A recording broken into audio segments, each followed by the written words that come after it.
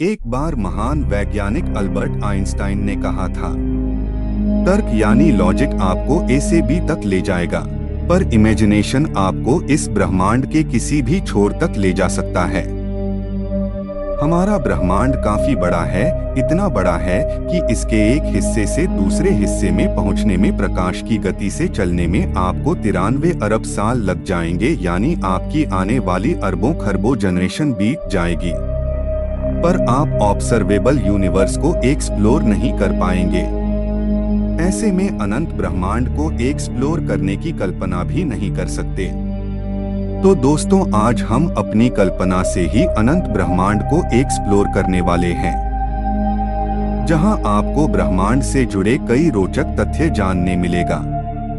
दोस्तों, अनंत ब्रह्मांड की सैर करने के वाले हैं और साथ ही हम देखेंगे कि हम यूनिवर्स में आखिर कहां तक का सफर कर पाते हैं।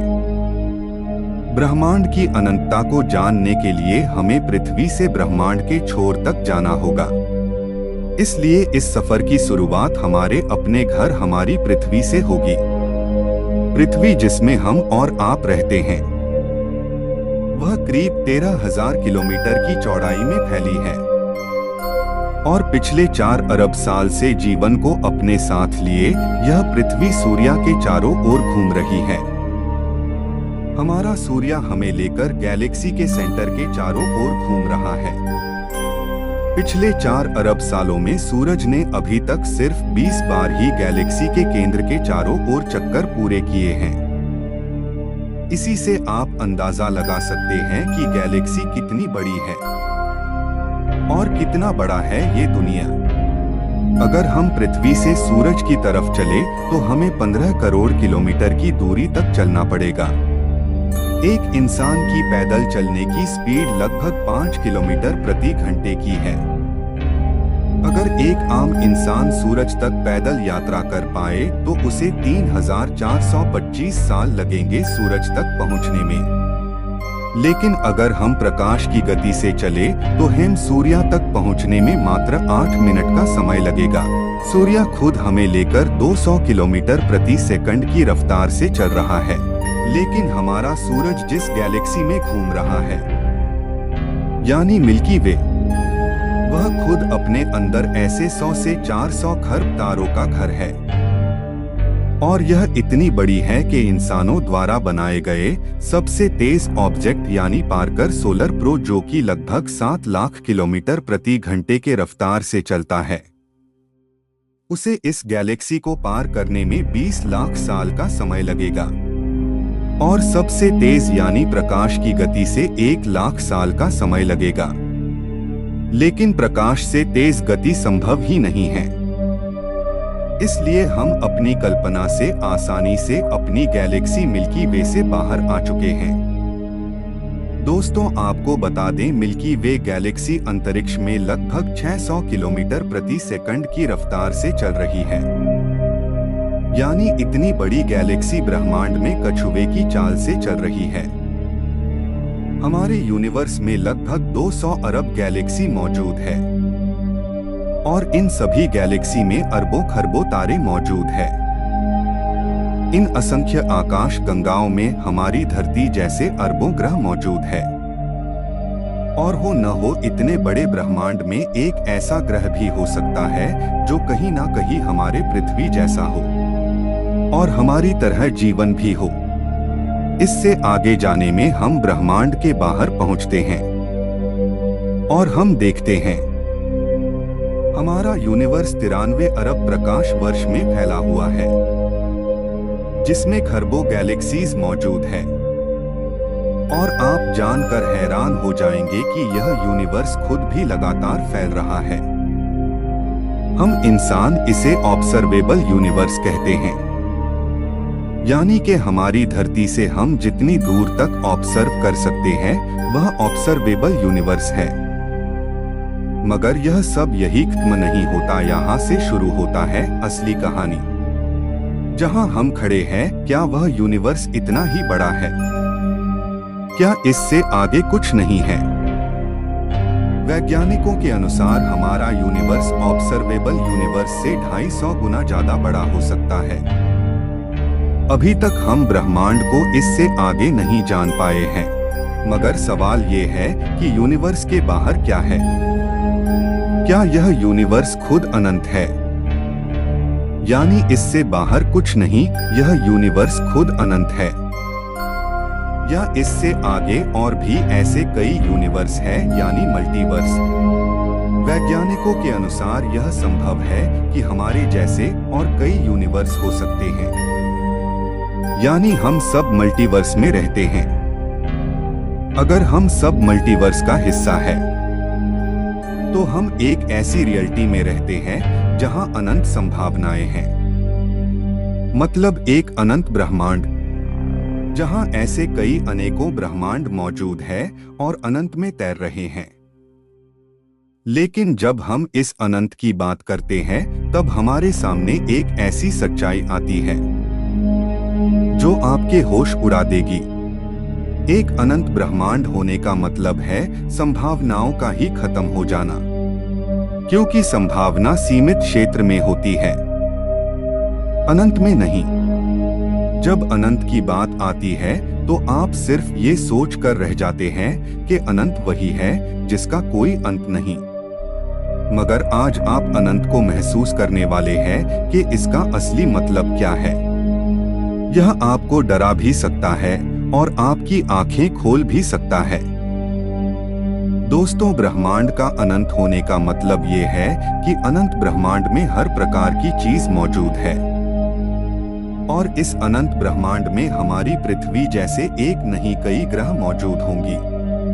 न सिर्फ दिखने में समान, बल्कि हुबहू ऐसी पृथ्वी जिसमें हमारे पृथ्वी पर रहने वाले लोग और सभी देश मौजूद हो।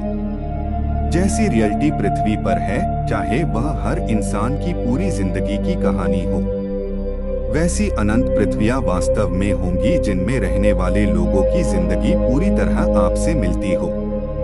मतलब आपसे दिखने में समान, बल्कि उनकी जिंदगी में भी वही चल रहा हो जो आपकी जिंदगी में है।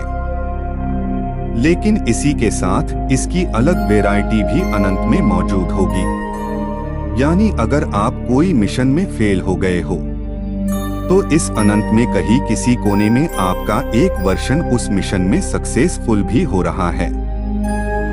यानी आपकी मिशन का पूरा होना संभव है, ना कि असंभव, क्योंकि किसी यूनिवर्स में आपका ही एक डिफरेंट वर्षन उसे अचीव कर पा रहा है। अनंत की एक दूसरी सच्चाई है कि आपके ही जैसे दिखने वाले अलग अलग प्रकार के वर्षन अनंत में मौजूद होंगे। यानी कि आपके छोटे बड़े लंबे पतले वर्षन भी यूनिवर्स में मौजूद होंगे। हो सकता है आपका एक वर्षन किसी यूनिवर्स में डॉक्टर है या किसी यूनिवर्स में एक्टर। इस तरह आपकी ही अलग अलग वैरायटी दुनिया में मौजूद होगी। अनंत का एक और सच ये है कि जिन फिल्म को आप देखते हैं और जिनमें बताया जाता है कि इनका वास्तविकता से कोई संबंध नहीं, वह अनंत में जाकर सच हो सकती है। कम से कम उनका कुछ भाग कहीं किसी दुनिया में रियलिटी हो सकती है। पृथ्वी पर इतिहास के जिन किताबों को आपने पढ़ा, वह इतिहास कहीं किसी अनंत दूरी पर किसी ग्रह पर वर्तमान में घट रहा हो। यानी अनंत ब्रह्मांड होने का मतलब है अनंत रियलिटीज का एक्सिस्ट करना। यहाँ आप जानकर हैरान हो सकते हैं कि अनंत में हमारा पास्ट, प्रेजेंट और फ्यूचर कहीं ना कहीं इसी समय एक साथ अस्तित्व में है। यानी जो आपका पास्ट है वो कहीं पे प्रेजेंट है, और जो आपका फ्यूचर है वो कहीं किसी अनंत कोने में प्रेजेंट है। लेकिन अगर हम बात करें अनंत ब्रह्मांड में जीवन की, तो ना सिर्फ अनंत में जीवन होगा, बल्कि विचित्र प्रकार की इंटेलिजेंट लाइफ भी होगी।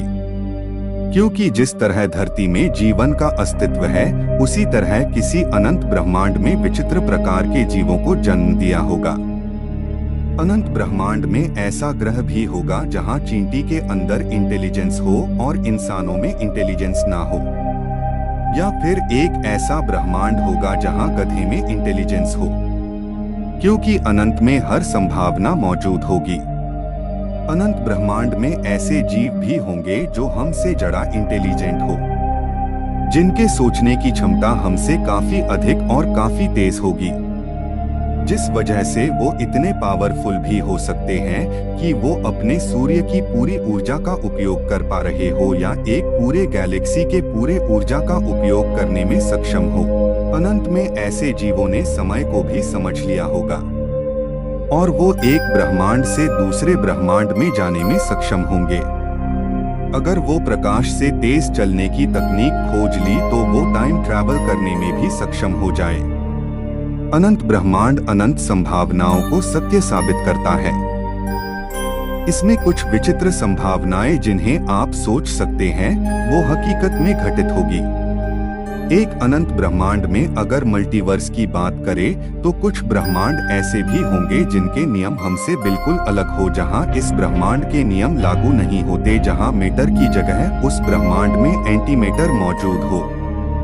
विज्ञान के अनुसार ब्रह्मांड रैंडमनेस के चलते अपने आप पैदा हुआ है और ऐसे इस रैंडमनेस के चलते कुछ ऐसे यूनिवर्स भी फॉर्म हुए होंगे जहां के कांस्टेंट्स हमारे यूनिवर्स से अलग हो, जिस वजह से वहां के नियम भी इस यूनिवर्स से अलग होंगी। तो ऐसे में इस अनंत ब्रह्मांड में ऐसे कई विचित्र यूनिवर्स हो सकते हैं जिसकी हमने कल्पना भी नहीं की होगी। वैज्ञानिकों के अनुसार हमारे यूनिवर्स की एक सीमा होगी क्योंकि ये एक निश्चित पॉइंट ऑफ टाइम में पैदा हुआ है, लेकिन यह भी इस अनंत का एक छोटा सा हिस्सा मात्र हो सकता है जिसे हम पूरा यूनिवर्स मान बैठे हो। इसलिए वैज्ञानिक यह भी मानते हैं कि एक अनंत ब्रह्मांड कभी पैदा नहीं होगा, बल्कि यह हमेशा से था है और हमेशा रहेगा। इसे बनाने वाले किसी क्रिएटर की भी कोई जरूरत नहीं होगी, बल्कि यही एक सेल्फ सस्टेन्ड एक्सिस्टेंस का हिस्सा होगा। लेकिन अब एक सवाल जो आपके मन में चल रहा होगा, अगर ब्रह्मांड अनंत है तो इस अनंत ब्रह्मांड में हम इंसान किस वजह से मौजूद है? आखिर हम यहाँ क्यों एक्सिस्ट करते हैं? हमारा मकसद क्या है? इस अनंत के सामने हमारी कोई हैसियत नहीं है तो इसके होने का मकसद क्या है? हम इस ब्रह्मांड में काफी छोटे हैं, ऐसे में इतना बड़ा यूनिवर्स हमारे लिए आखिर एक्सिस्ट ही क्यों करता है? यह सवाल वैज्ञानिकों के लिए सबसे बड़ा सवाल है। कुछ लोग यह मानते हैं कि वो यूनिवर्स में अपना मकसद खोज लिया है, जैसे एलन मस्क, जिनका मानना है कि ह्यूमन सिविलाइजेशन अब तक कई बड़े खतरों को झेल चुकी है और यूनिवर्स में हमें अब तक कोई लाइफ नहीं मिली है। ऐसे में क्यों ना हम पृथ्वी में मौजूद लाइफ को ही आगे बढ़ाएं, इससे पहले लाइफ को नष्ट करने कोई एस्टेरॉयड आ जाए या हमारा अस्तित्व खत्म हो जाए। इसलिए क्यों ना लाइफ को ही मल्टी प्लानेटरी बना दिया जाए और हम सब अलग अलग ग्रहों पर रहने लग जाए, ताकि हम अपनी ह्यूमन सिविलाइजेशन को धीरे धीरे यूनिवर्स के अंतिम कोने तक फैला दें। मगर दोस्तों, फिर भी हमें इस सवाल का पूरा जवाब नहीं मिलता कि आखिर हम यूनिवर्स में क्यों एग्जिस्ट करते हैं, क्योंकि आखिरकार एक दिन हमें भी खत्म होना ही है। लेकिन मल्टीवर्स हमेशा रहेगा, इसीलिए हम इस मल्टीवर्स में क्यों है, जानने के लिए जुड़े रहे। एक दिन इस सवाल का जवाब मिल के रहेगा कि आखिर हम इस यूनिवर्स में किस लिए हैं। मिलते हैं अगली वीडियो में। धन्यवाद।